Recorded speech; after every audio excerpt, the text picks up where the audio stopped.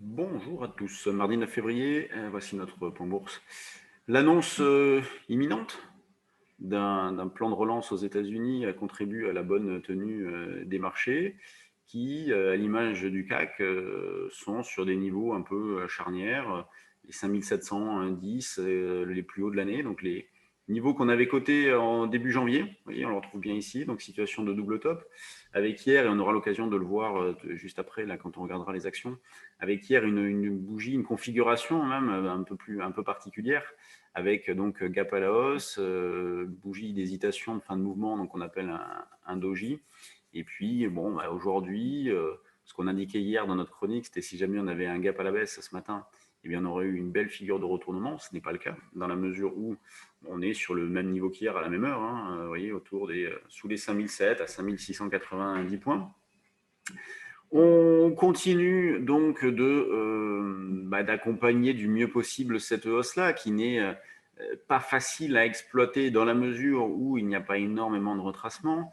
Hier, par exemple, on en a eu deux.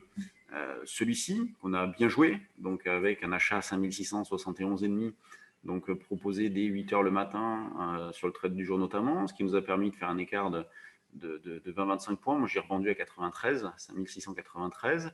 Et puis pour le suivant, eh bien, il a fallu attendre longtemps. Il a fallu attendre la clôture, 17h30. Alors moi, j'ai retenté un achat dans cette zone de 5685, revendu ce matin vers 5007 et recommencé. Vous voyez, on s'inscrit dans cette dynamique-là, recommencer à 81,5, revendu à 97. Plutôt de petits écarts, vous voyez, des écarts de 15-20 points, mais adaptés à la volatilité actuelle. Je suis prêt à recommencer sur 5680 si ça se fait dans un délai assez court. Mais ce qui est difficile dans cette phase-là, c'est le manque de régularité dans les mouvements. C'est tout ou rien. Et c'est vrai qu'en ce moment, bah, il n'y a pas grand-chose. Donc, pour l'instant, les indices restent bien orientés. Gros point d'interrogation quant au potentiel. Alors, aux États-Unis, c'est impressionnant, hein. On a eu des clôtures sur des plus hauts historiques. Bon, bah, probabilité de poursuivre reste forte. Pause probable autour des 5007 sur le CAC, avec un point d'interrogation, hein, pause probable, point d'interrogation, réponse oui, mais pour l'instant, aucun signe de faiblesse. Donc c'est assez impressionnant. Ce qui est impressionnant aussi, c'est ce que je disais sur BFM ce matin, à 8h30, c'est la hausse du pétrole, hein. Alors on vient de franchir, on est revenu sur les niveaux de janvier 2020, on vient de franchir les 60 x3 depuis le plus bas du mois d'avril. Donc c'est sacrément impressionnant, on regardera tout à l'heure si vous voulez aussi.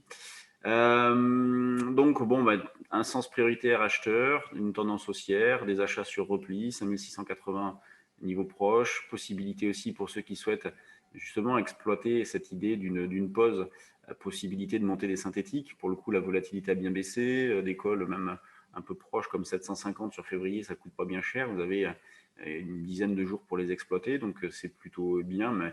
Et quand bien même le marché continue de monter, bah, c'est pas très grave. On verra pour jouer notre stratégie un petit peu plus tard. Donc voilà ce qu'il est possible de faire sur les niveaux de prix actuels. Sur le DAX, on s'inscrit dans la même logique, à savoir accumulation d'écarts dans le sens acheteur, avec une divergence quand même ce matin, une surperformance du CAC. Et le CAC prend 0,20, le DAX perd 0,30, qui s'explique notamment par la bonne tenue de Total, hein, Total qui a sorti ses chiffres ce matin, qui monte bien.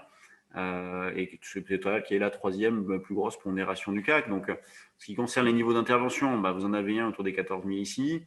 Et puis ensuite, on a un niveau 13 960-70, qui est le support en dessous. Donc déjà, bon, autour des 14 010 pour exploiter un double appui avec ce matin, c'est possible. L'eurodoll, lui, bah, repart de l'avant. Donc, particulier le comportement de l'eurodoll en ce moment, hein, avec mais pas de tendance. Nous, c'est ce qu'on indique, hein, depuis la rupture des 1,2040. Bon, bah, la dynamique, alors, pas tellement parler de dynamique, parce que ça faisait un petit moment que l'eurodoll ne faisait rien. Mais on va dire que les probabilités de rebondir à court terme avaient diminué. On est allé sonder un peu plus bas, aller chercher notamment le support à 19,55-60 qu'on avait évoqué. Et puis, depuis, bah, reprise en quasi ligne droite, dans le vide. Donc, bon, pour l'instant, ça reste neutre avec un petit biais aussi en pur intraday. Mais sur le fond, ça reste neutre. L'eurodoll piétine entre les mêmes niveaux. Là, on est sur une zone de résistance. On le voit, hein, ça fait un pullback dans cette zone, donc sous les 1,21. Et puis à l'achat, il faudra voir une seule trade du jour, on va pour remonter les niveaux d'intervention, mais pourquoi pas 20,45, ça serait bien. Du côté des actions, il y a toujours des belles choses à faire. Alors, c'est pas toujours évident d'arriver à rentrer. Parfois, ça va vite. Je vous montrerai un exemple tout à l'heure. Alors là, ce que je vous disais, Total, donc, qui prend 1,5, Total pèse 7% dans le CAC. Ensuite, on a Arcelor, Unibail qui repart un petit peu, Safran. C'est assez régulier. Alors, Technip qui rebaisse fort aujourd'hui. Je ne sais pas trop ce qui se passe sur Technip en ce moment. Là.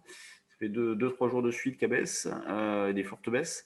On a donc les bancaires qui tiennent correctement. Le CAC, vous l'avez ici. Volume 300 millions à 9h50, c'est vraiment pas beaucoup.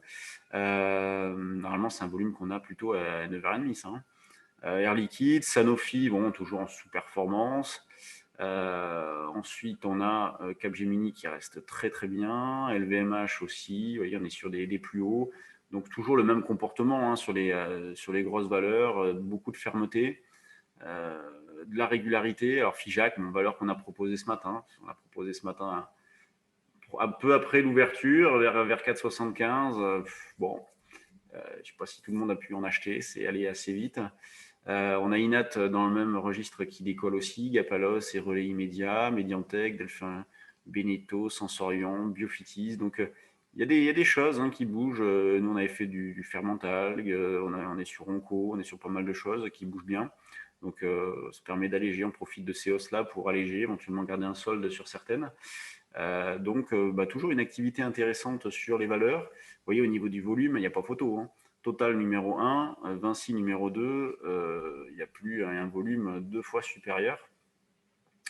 Donc, très gros volume sur Total. Et puis, pour le reste, vraiment pas grand-chose. Tiens, Valneva, gros volume aussi aujourd'hui. Donc, Valneva avec une petite bougie de fin de hausse quand même hier. Hein. Donc, un doji. Ah oui, je voulais vous montrer le CAC aussi. Vous voyez, le CAC, donc on a cette structure éventuellement. Alors, on aurait pu penser à un retournement si on avait eu un gap à la baisse, mais peut-être de pause. On voit bien le double top ici. On voit bien donc le doji avec une clôture proche du prix d'ouverture, donc le bougie d'indécision qui apparaît après un gap. Et ce qui est incroyable dans cette phase-là, c'est que sur les 5 dernières séances, on a quand même 3 gaps. Et la hausse s'est faite principalement sur les gaps. Et en intraday, il n'y a pas eu énormément de choses à faire.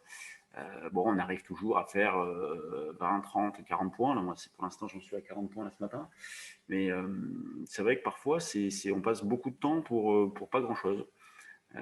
Mais bon, voilà, faut être patient. C'est ça le trading aussi. Il y a des phases où il y a une grosse activité, il y a des phases où ça se calme. Et c'est vrai que sur les indices, c'est assez calme, mais sur les actions, il y a possibilité de faire des choses intéressantes. Donc c'est pour ça qu'il faut être un petit peu touche à tout. Bon, allez, on va enchaîner avec une révision sur les options dans quelques instants, à 10h30. Jeudi, des trading live. Si vous voulez passer la matinée avec nous, c'est avec plaisir, c'est sur inscription, donc 8h45, midi environ. Donc, si vous voulez des idées sur les actions, nous soumettre quelques dossiers, voir un peu notre façon de bosser, c'est jeudi matin de 9h à midi. Et puis, semaine prochaine, eh bien, on aura notre formation sur le futur. Si vous souhaitez le faire ou le refaire, vous êtes les bienvenus. Allez, je vous laisse, bonne séance, et puis on se retrouve demain. Salut!